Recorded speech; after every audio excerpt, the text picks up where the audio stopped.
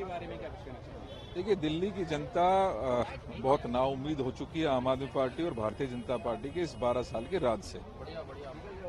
10 साल 12 साल के बाद जो वादे उन्होंने किए थे वो उसी पूरी तरीके से उस पे वो फेल साबित हुए।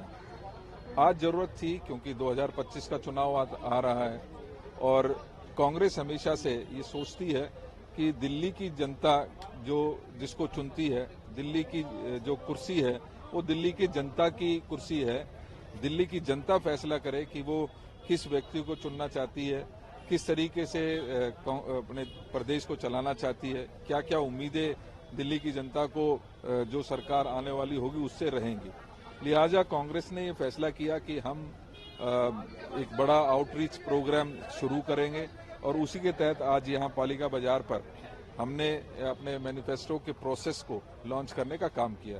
इसके तहत जहां हम फिजिकली लोगों तक पहुंचेंगे, ये जनता की कुर्सी को लोगों तक ले जाने का काम करेंगे, उनको इस पर बिठाकर उनसे सलाह करेंगे, उनसे सवाल पूछेंगे कि किस तरीके की जनता वो सवाल किस तरीके की सरकार वो दिल्ली में चाहते हैं। इसके साथ साथ हम ये भी कोशिश करेंगे कि दिल्ली की जनता जो अपने घर बैठकर कोई सुझाव देना चाहती है तो वो हमारी वेबसाइट पर अपना सुझाव दे सके।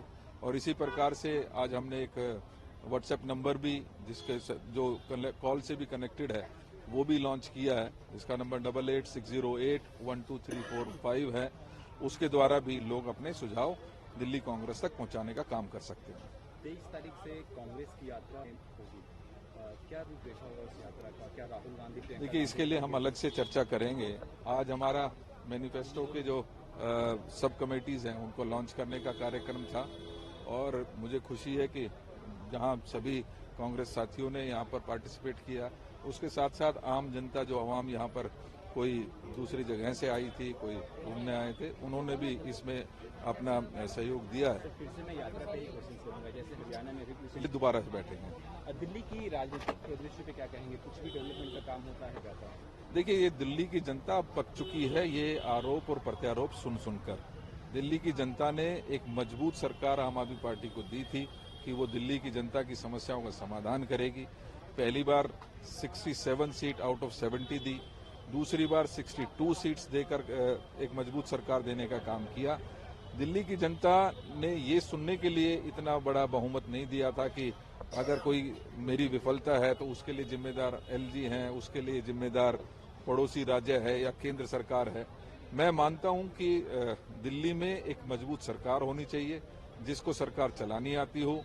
मुझे लगता है कि दिल्ली की जनता आज आम आदमी पार्टी और भारतीय जनता पार्टी दोनों से पूरी तरीके से त्रस्त कहीं ना कहीं नजर आती है, क्योंकि दोनों ने झूठे वादे किए, बातें की, एक दूसरे के ऊपर आरोप और प्रत्यारोप के सिवा जनता की पीड़ा को उनको समझने की कभी सुध लेने की कोशिश नहीं की। राजनीतिक रूप से कांग्रेस अपने आप को दिल्ली में कहां देख रही है? निश्चित ही आज हमारा संगठन मजबूत है। आज जनता हमारी तरफ बड़ी उम्मीद के साथ देख रही है।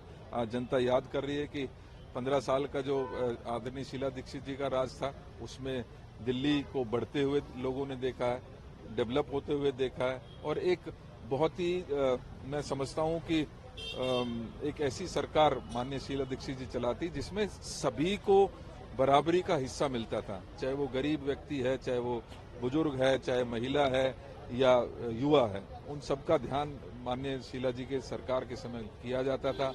दिल्ली में नए फ्लाईओवर्स, एक डेवलपमेंट की नई मिसाल माननीय शीला जी के सरकार के समय हुई। आज जनता उस राज को, उस सरकार को याद कर रही है और निश्चित ही 2025 में मुझे पूरी उम्मीद है कि हम एक मजबूत सरकार बनाने का काम करेंगे। Thank you.